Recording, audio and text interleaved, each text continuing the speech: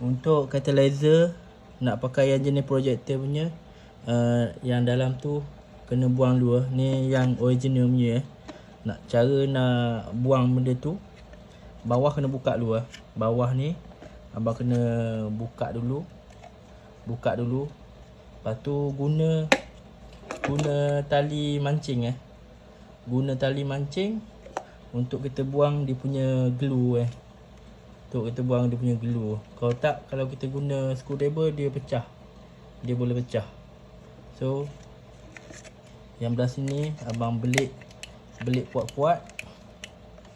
Lepas tu yang belah sini masuk dekat screwdriver. Lepas tu tarik slow-slow.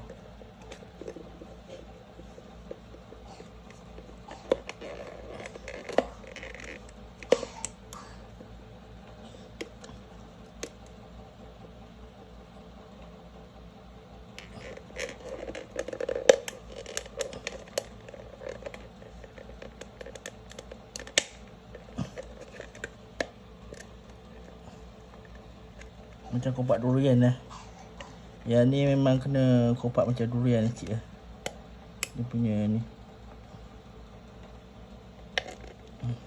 Okey. Sikit lagi.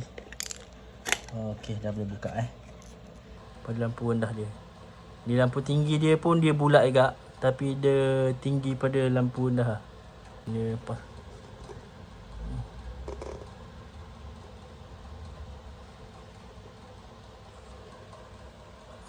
Ni yang 4 mata punya. Perbezaan dia dengan projector, perbezaan dia lain Projector lagi terang Yang ni pun terang agak, tapi dia cahaya dia follow pada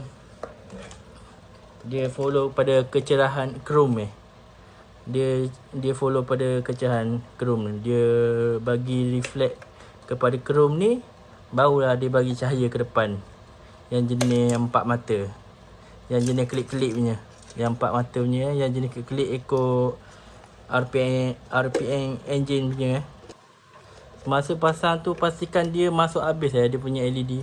Kadang-kadang dia telinga dia ada satu tak masuk. Bawah tu kadang-kadang ada satu tak masuk. So dia punya LED dalam tu dia jadi sengit macam itu.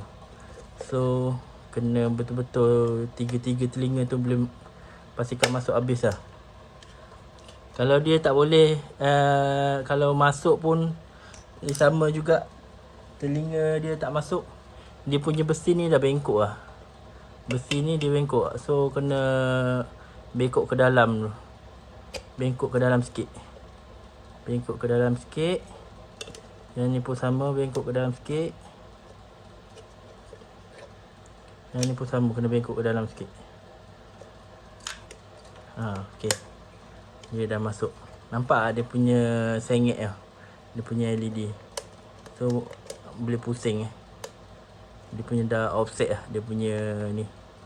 Dia punya besi dalam tu dah offset lampu rendah, lampu tinggi.